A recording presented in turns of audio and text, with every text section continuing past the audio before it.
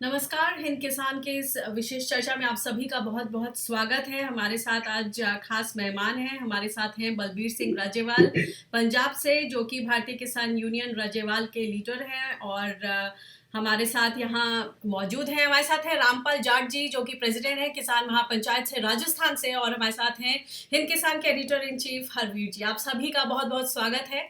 आज का जो विषय है वो ये है कि देश भर में जो 3 कृषि कानून केंद्र सरकार द्वारा बनाए गए, जितने भी कांग्रेस शासित राज्य हैं, वो अपने अपने तरीके से इन केंद्र कानूनों के, जो कृषि कानून हैं, इनके प्रभाव को निष्क्रिय करने के लिए, बेअसर करने के लिए अपने अपने विधेयक पेश कर रहे हैं। इस कड़ी में सबसे पहले जो बोल्ड स्टेप लिया वो पंजाब ने लिया, उसके बाद छत्तीसगढ़, और अब हाल ही में राजस्थान में विधेयक पेश किए गए और ये पारित हुए हैं। इस पर और ज़्यादा समझते हैं, एक एनालिसिस करने की कोशिश करते हैं कि आखिर जो किसानों की सबसे बड़ी मांग थी एमएसपी को लेकर, क्या वो विषय एड्रेस हो पाया।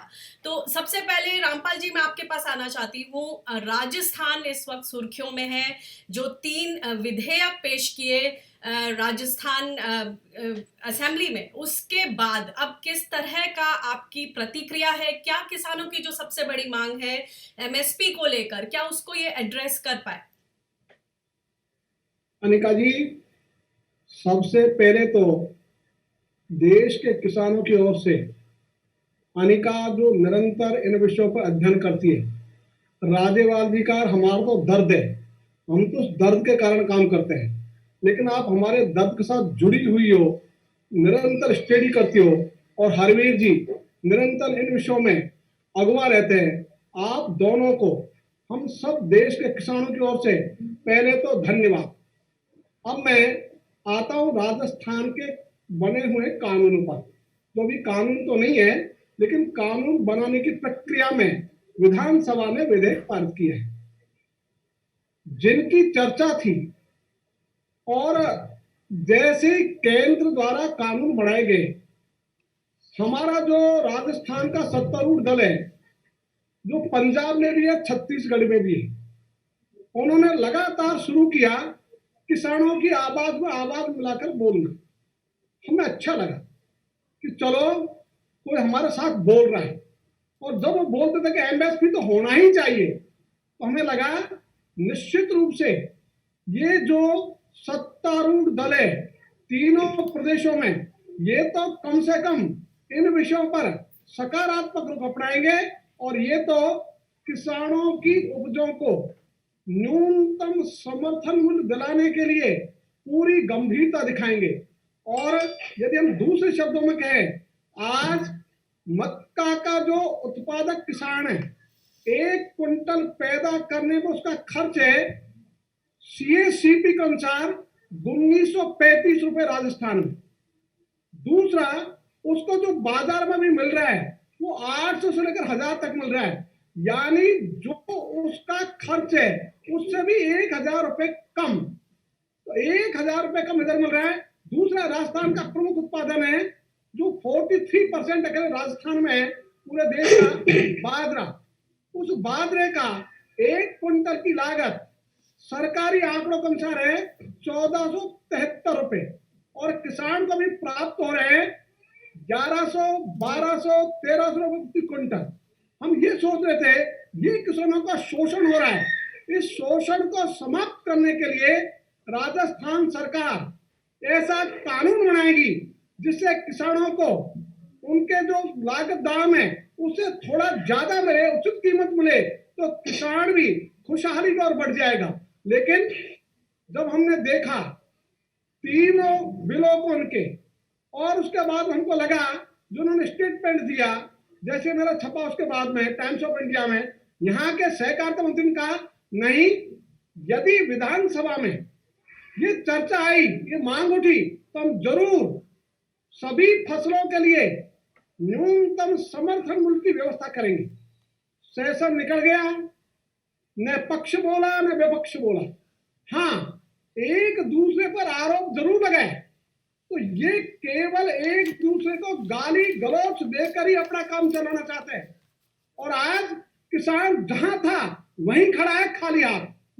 हाँ, इतने किया राजस्थान में कि जो कॉन्ट्रैक्ट फार्मिंग है उसका जो संविदा होगा, कॉन्ट्रैक्ट होगा, वो एमएसपी से कम दामों पर होगा तो विधिमान्य नहीं होगा।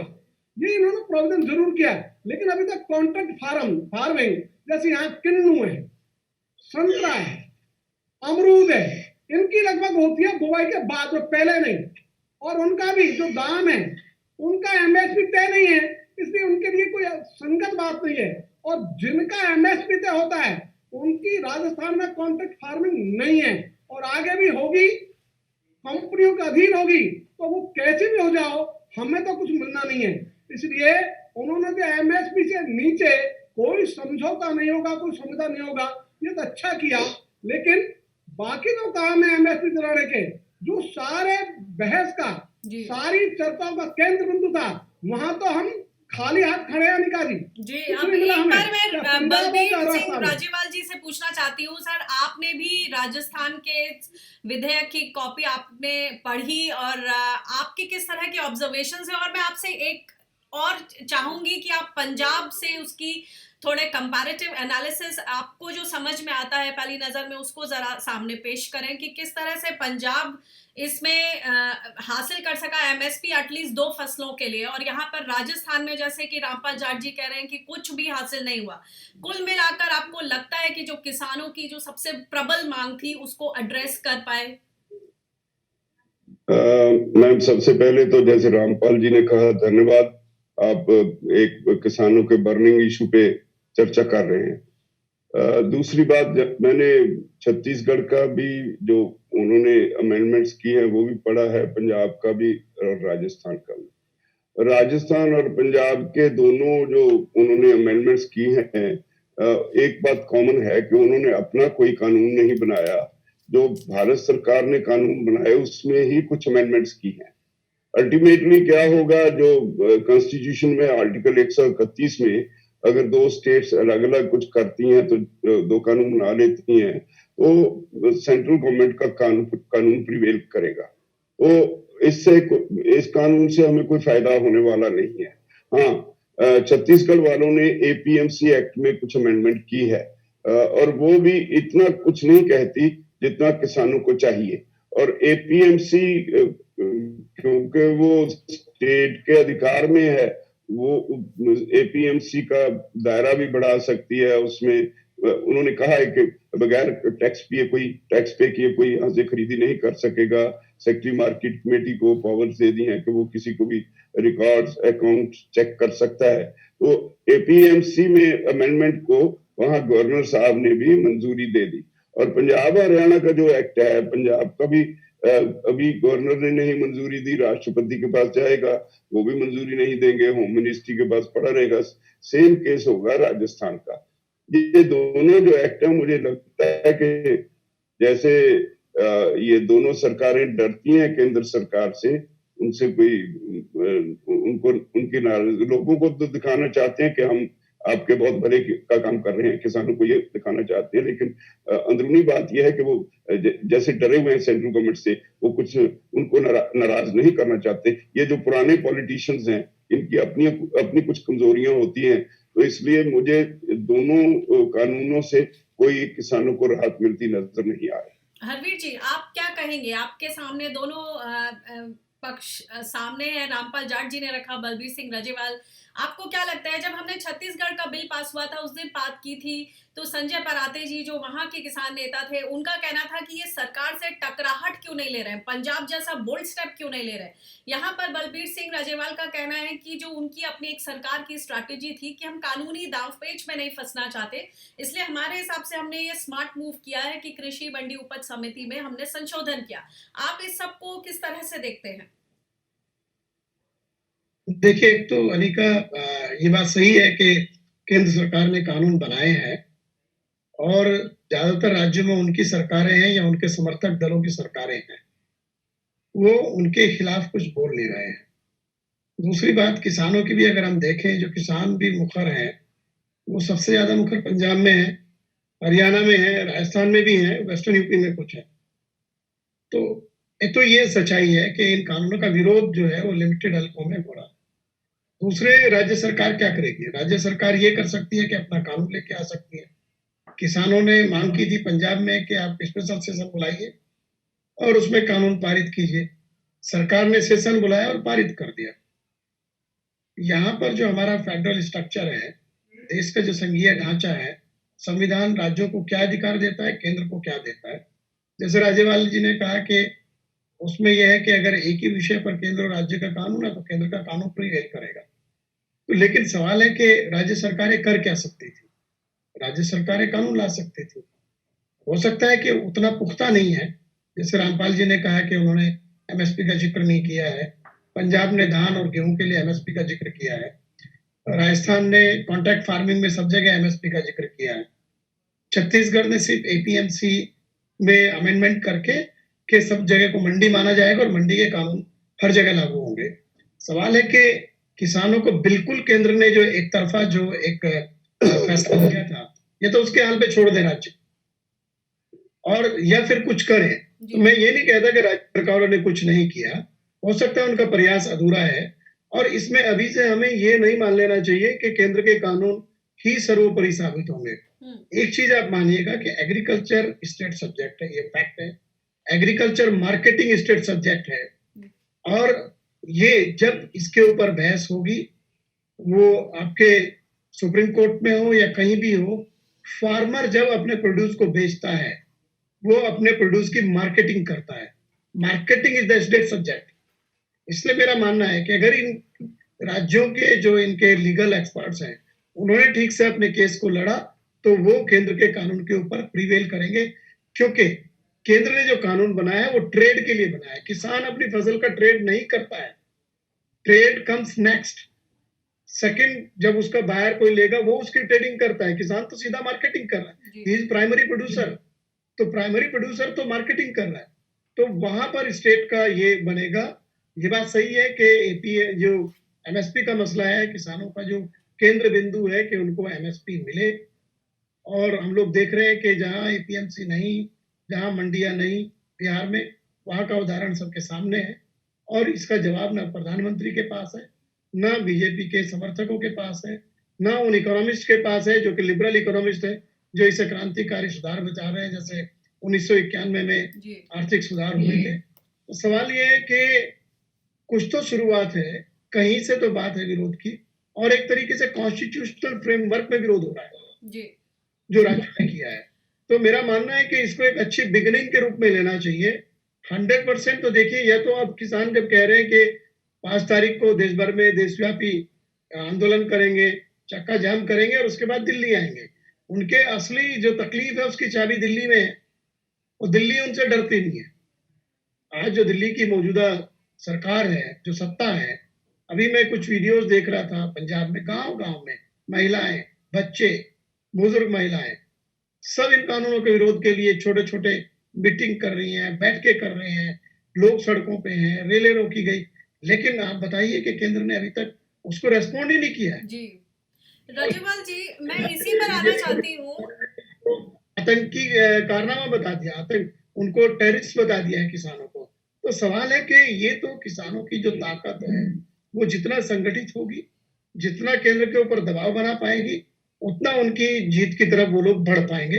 राज्य सरकारों ने किया है जो एक्सपेक्टेड था, और लेकिन ये बात सही है कि उतना पुख्ता नहीं है जितने की दरकार थी, क्योंकि एमएसपी केंद्र तय करता है और प्रोक्योरमेंट भी केंद्र ही करता है। इसी पे मैं पूछना चाहती हूँ राजेवाल जी, वहां पे एमएसपी जी कि इसी पर राजेवाल जी ये समझाएं कि इसमें क्या केंद्र और राज्य सरकार के बीच किस तरह की टकराव आप देखते हैं, और अगर ये मन साफ नहीं हुआ तो आगे चलकर भी ये प्रॉब्लम किस तरह से बनी रहेगी। असल में किसान हितैषी फैसलों का दावा, लेकिन धरातल पर तो फिर ये बार बार पेच जो है उलझ जाएगा। अगर केंद्र और सरकार के बीच तालमेल सही नहीं रहा तो आगे आप किस तरह की स्थिति देखते हैं? देखिए अनीता जी, हरवीर जी जो कह रहे हैं कि उन्होंने हमें टेररिस्ट कहा, और सिर्फ टेररिस्ट ही नहीं कहा, एक सिस्टमेटिक तरीके से किसानों को प्रोवोक किया जा रहा है। बीजेपी की सारी लीडरशिप कभी तो बिचौलिया किसान को कहती है, कभी हमें धमकी मिलती है कि आप पाँव पे आओगे और स्ट्रेचर पे जाओगे, कभी उनके जनरल सेक्रेटरी साहब कहते हैं हम लाशें बिछा देंगे। ये सारी प्रक्रिया ये ज़ाहिर करती है प्राइम मिनिस्टर जो कभी किसी मुद्दे पे एक बार बात कर दे उसके बाद बोलते ही नहीं, वो हर रोज कोई ना कोई स्टेटमेंट इस पे उल्टी सीधी दे रहे हैं। इसका मतलब उनके अंदर एक घबराहट है और बीजेपी घबराई हुई है। जिस तरह से किसानों ने शांति में रह के बीजेपी की लीडरशिप के घरों का घेराव किया हुआ है। जी बलबीर जी की आवाज में कुछ दिक्कत आ रही है। मैं एक बार रामपाल जाट जी आपके पास आना चाहती हूँ। जिस तरह की आप देख रहे हैं, क्या कोई राजनीति ज्यादा हावी हो रही है, जबकि जिस तरह के फैसलों की दरकार थी और पूरे देश में जिस तरह से उबाल आया हुआ है, एक सॉलिड फैसला लेने की एक पूरी राह खुली हुई थी, बावजूद इसके राजनीति हावी हो रही है और सही जैसे एक एमएसपी को लेकर आदेशात्मक एक शब्द का इस्तेमाल होना चाहिए था और सख्ती दिखानी चाहिए थी, वो अभी भी नदारद है, राजनीति हावी है। अनिका जी देखिए राजनीति तो पहली बात मैं कहना चाहूंगा कि अभी पंजाब और राजस्थान जो विधानसभा में विधेयक लेकर आए इनके लिए इनको असेंट लेनी पड़ेगी प्रेसिडेंट ऑफ इंडिया की। प्रेसिडेंट ऑफ इंडिया की असेंट अभी जो वर्तमान परिस्थिति है इसमें दिखने नहीं होती हुई। हाँ, ये जरूर लग रहा है कि जद्दोजहद में विषय फंस जाएगा। और यदि दूसरा हम विचार करें तो विचार ये करना चाहिए, क्या राज्य सरकारों के पास पंजाब, छत्तीसगढ़, राजस्थान इनके पास कोई विकल्प था जहां प्रेसिडेंट की असेंट की आवश्यकता नहीं हो? तो मेरा उत्तर है हाँ, ऐसा इनके पास विकल्प था। जैसे राजस्थान में कृषि उपज मंडी अधिनियम 1961 है, उसकी धारा 9(2)(12) में ये प्रावधान है कि कोई भी फसल जिसका एमएसपी घोषित होगा उससे कम दामों पे यदि बिकेगी उसको रोकने का काम करेगा कृषि उपज विपणन बोर्ड। तो विपणन बोर्ड को काम सौंपा हुआ है कि वो उससे नीचे एमएसपी से नीचे किसी भी फसल को नहीं पकड़े देगा। लेकिन इसमें शब्द क्या लगा दिया, वहां उन्होंने कर दिया एमए बाई मे का अर्थ होता है वो करे तो ठीक, नहीं करे तो ठीक। तो हमने एक सुझाव दिया राजस्थान की सरकार को, सबको पत्र लिखा, इवन सीएम साहब को पत्र लिखा। हमने लिखा कि आप एमए बाई इसको सब्स्टिट्यूट कर दो शेल से, SALL शेल लगा दो। जैसे शेल लगाओगे ये मैंडेटरी प्रोविजन हो जाएगा। जैसे मैंडेटरी प्रोविजन होगा तो बाध्य हो जाएगा इस कानून को मानना। जो नहीं मानेगा उसके लिए दंडात्मक प्रावधान हो जाएगा। और हम ही कह रहे, ऐसा नहीं है। यही बात केंद्र सरकार ने जो मॉडल एपीएमसी एक्ट बनाया, जो उसका प्रारूप बनाया 2017 में, उसकी धारा 41 उसमें लिखा है उन्होंने कि भाई अब इसको आप मैंडेटरी बनाओ, मैंडेटरी फॉर्म में लाओ इसको। तो जो केंद्र सरकार कह रही थी राज्य सरकारों को कानूनों में, तो इनको ये संशोधन करना था अपने कृषि उपज मंडी अधिनियमों में, जिससे इनको प्रेसिडेंट के असेंट की जरूरत नहीं थी, क्योंकि 1961 के कृषि उपज मंडी अधिनियम को पहले से ही प्रेसिडेंट की असेंट ली हुई है। इस कारण से no need of the assent of the president of India. तो जब इनके पास विकल्प अच्छा था, उस अच्छे विकल्प का इन्होंने उपयोग नहीं किया। यही पंजाब में स्थिति, पंजाब का जो कानून है मंडी का वो भी यही कहता है, उन्होंने भी उस विकल्प का उपयोग नहीं किया। पंजाब में राज्यपाल जी से पूछते हैं। राज्यपाल जी, आपका इस पर क्या प्रतिक्रिया है जो रामपाल जी ने सामने रखी? नहीं, रामपाल जी जो कह रहे हैं ठीक कह रहे हैं। एपीएमसी एक्ट में स्टेट गवर्नमेंट को अधिकार है, वो उसमें कोई भी अमेंडमेंट कर सकते हैं। उसमें राष्ट्रपति से मंजूरी लेने की जरूरत नहीं, गवर्नर तक ही जाता है और वहां उसे मंजूरी मिल जाती है। लेकिन उन्होंने जो सेंट्रल गवर्नमेंट ने एक्ट बनाए वो उस एक्ट में ही अमेंडमेंट की है। और एक और बड़ी बात है, ये भी ध्यान रखना पड़ेगा, जो सेंट्रल एक्ट है उसमें उन्होंने कहा है हमारा एपीएमसी एक्ट के तहत जो मंडी का एरिया होता है, नोटिफाइड एरिया, एक मंडी के साथ 200, 150, 300 जो बड़ी मंडी है 400 गांव जुड़े होते हैं। वो वहां पे जो रूरल डेवलपमेंट फंड और मार्केट फीस इकट्ठा करती है सरकार, उससे उन सभी गांव की डेवलपमेंट होती है, सड़कें बनती हैं, ये काम वो करते हैं। लेकिन नए सेंट्रल एक्ट से क्या हो गया, उन्होंने मंडी का एरिया मंडी यार्ड बना दिया, उसके बाहर गांव में यार्ड के बाहर कहीं भी कोई खरीद करे उसके वो अनरेगुलेटेड मार्केट बना दी, जिसको लाइसेंस की भी जरूरत नहीं, उससे कोई हिसाब किताब नहीं ले सकता, वो अगर पेमेंट नहीं भी करे तो कोर्ट में भी नहीं जा सकते, ऐसे सी। तो सबसे बड़ी बात तो यह है कि उन्होंने सारे मंडी यार्ड के बाहर सारा एरिया जो है उसको उन्होंने मंडी डिक्लेयर कर दिया। इसको एपीएमसी एक्ट के जरिए स्टेट गवर्नमेंट रोक सकती थी, इस तरफ कोई काम सरकार ने नहीं किया। मुझे तो ये लगता है कि जैसे ये कांग्रेस सरकारें हैं, ये किसानों को भी खुश रखना चाहती हैं और केंद्र से भी कोई लड़ाई मोल लेना नहीं चाहती। जी हरवीर जी, आपके कमेंट्स चाहूंगी। देखिए, ये मामला तो पेचीदा है। जिस तरह से रामपाल जी कह रहे हैं कि 1961 का जो कृषि उपज मंडी समिति एक्ट है राजस्थान का, उसमें एक शब्द ऐड करने से जो है वो हो जाता जी। बहुत अच्छा रास्ता था।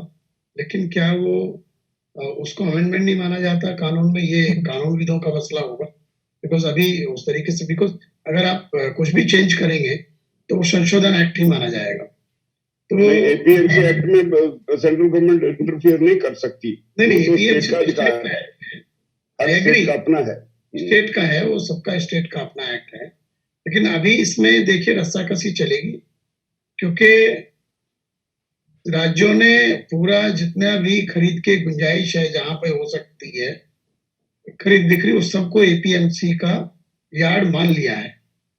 पंजाब ने भी यही किया, राजस्थान ने भी यही किया, छत्तीसगढ़ ने भी यही किया। और सेंट्रल एक्ट के लिए कहते हैं कि एपीएमसी की मार्केट के बाहर जो ट्रेड होगा। अब राज्य कह रहे हैं कि बाहर कुछ है ही नहीं, और केंद्र बाहर के लिए बात कर रहा है, क्योंकि जो ट्रेड शब्द है उसी के ऊपर सेंटर ने खेला है। Trade is a central subject. अब इसमें कानूनी रूप से केंद्र कितना आगे बढ़ पाएगा, कितना प्रिवेल करेगा ये, लेकिन ये है कि ये जो हमारा जो संघीय ढांचा है उसकी नींव जरूर हिलाएगा ये डेवलपमेंट, क्योंकि ये इतने आसानी से नहीं होगा। और जैसे राज्यपाल जी कह रहे हैं कि उकसाने की कोशिश हो रही है, डर है इस बात का। पंजाब के चीफ मिनिस्टर ने खुद आशंका जाहिर की, बाकी लोग भी कर रहे हैं कि अनरेस्ट मत पैदा कीजिए। और सेंटर रिजिड है, जैसे वहां पर उन्होंने कहा कि गुड्स ट्रेन के लिए हम रास्ता देते हैं, लेकिन सेंटर ने गुड्स ट्रेन अलाउ नहीं किया जी। ये जो स्थिति है, इसका मतलब वहां पे बहुत सारा स्कैरसिटी क्रिएट हो जाएगा। फर्टिलाइजर आपके रास्ते से जा रहा है वहां पे, तो ये सारी चीजें हैं, आगे भी दिक्कतें होंगी। लेकिन ये है कि इतना स्मूथ नहीं है सेंटर के सामने भी, इसीलिए लगातार केंद्र सरकार की तरफ से बयान भी आ रहे हैं। भले ही वो, या तो फिर वो ठीक है कानून पास हो गए, राष्ट्रपति के दस्तखत हो गए, गजट में नोटिफाई हो गए, उनको चिंता ही नहीं करनी चाहिए। तो जहां जहां से विरोध आ रहा है उनको दिक्कत है। जैसे महाराष्ट्र ने भी उसको अभी इम्प्लीमेंट नहीं किया, पहले किसी कोई नोटिफाई हो गया था, फिर उन्होंने उसका रास्ता निकाला, एक कमेटी बना दी, कमेटी जो है उस पर अपना राय देगी। और जैसे सिस्टम में होता है कि कमेटी की राय आती ही नहीं 2-2, 3-3 साल, 4-4 साल, तो वो बाकी राज्यों में क्या होगा उसको देख रहे हैं। हालांकि वहाँ की जो क्रॉपिंग पैटर्न है, वहाँ का जो एग्रीकल्चर है, उसमें थोड़ा यहाँ के मुकाबले डिफरेंस है। लेकिन जो है कि एक संकेत होता है राज्य का कि भाई हम भी इस पर खड़े हैं। अब ये देखना पड़ेगा कि बाकी जो राज्य हैं, क्योंकि प्रोक्योरमेंट तेलंगाना में भी खूब होता है, आंध्रा में भी खूब होता है, उड़ीसा में भी अच्छे तरह प्रोक्योरमेंट होता है धान का।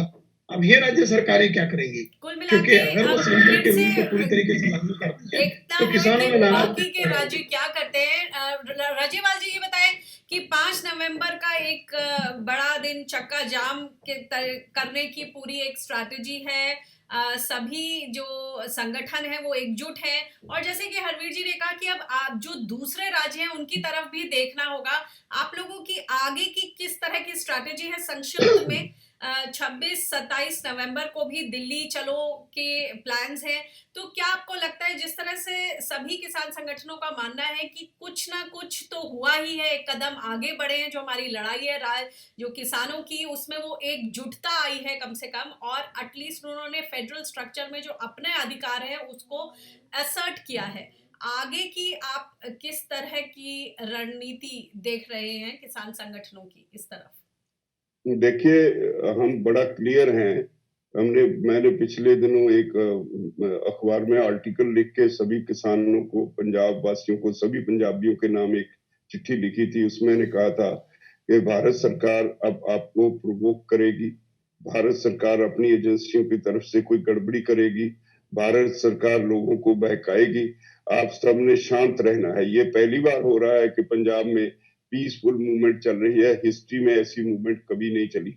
और अब हमने 5 तारीख का जो तय किया, हमें बड़ा क्लियर है कि आपको शायद इंफॉर्मेशन ना हो, लेकिन जिस दिन 25 सितंबर को हमने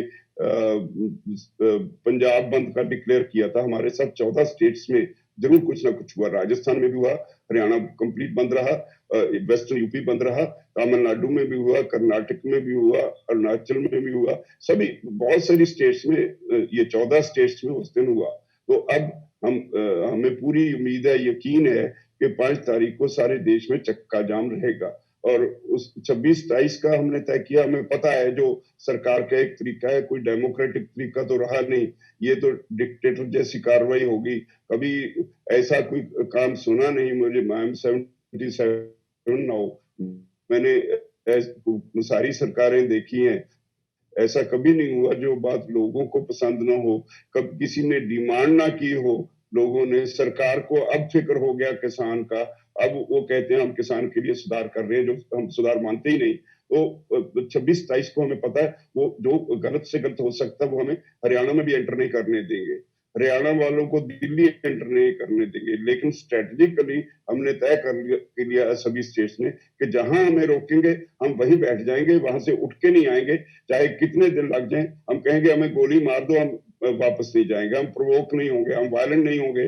सारे देश को, हम दिल्ली को चारों तरफ से घेर लेंगे। यूपी वाले, जो यूपी से आगरा साइड से, गाजीपुर साइड, क्या है वो, गाजियाबाद साइड से जो सड़क है वो उस तरफ से घेर लेंगे। हरियाणा वाले, जो हरियाणा का बॉर्डर है, रोहतक का बॉर्डर है, रोहतक साइड के, वो घेर लेंगे। रामपाल जी और इनके साथी राजस्थान की तरफ से घेर लेंगे। और हम पंजाब में जो प्लानिंग है, ये जो पूरा खाका, जो पूरी आगे की रणनीति पेश की बलबीर सिंह राजेवाल जी ने, संक्षिप्त में सर, समय की बहुत कमी है। ये जो सारे कार्यक्रम है ये तो कॉमन एजेंडा के तहत है ही, लेकिन हमने एक बात और देखी जो हरवीर जी ने कहा, उसमें मैं एग्री करता हूं। सरकारें डरती है वोट से, इसलिए अभी हमने राजस्थान में एक नया स्टेप और लिया है। कल शाम को हमने जूम मीटिंग करके राजस्थान वासियों ने तय किया है, अब हम, जैसे ये पंचायत राज के चुनाव हो रहे हैं राजस्थान में, तो हमने कॉल दिया है कि अब इन कानूनों की खोट को दूर करने के लिए करो वोट की चोट। तो वोट की चोट के द्वारा खोटे कानूनों को ठीक कराओ, केंद्र को रास्ते पर लाओ।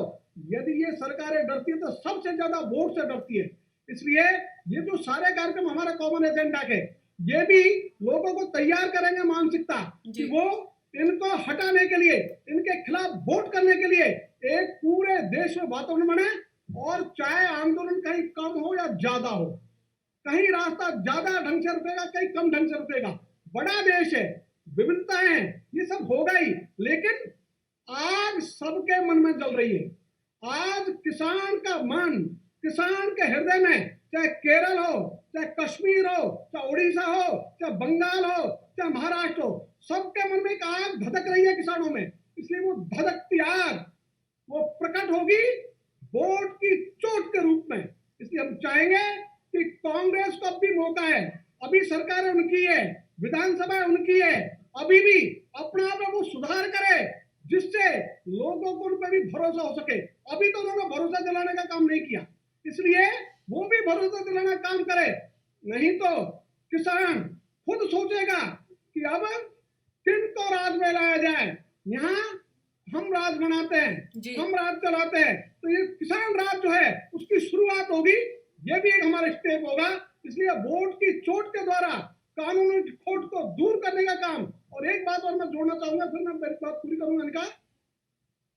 हमने कहा बीजेपी अभी पूरी पार्टी इन कानूनों के पक्ष में खड़ा होने का एक ढिंढोरा पीट रही है, खड़ी नहीं है, ढिंढोरा पीट रही है।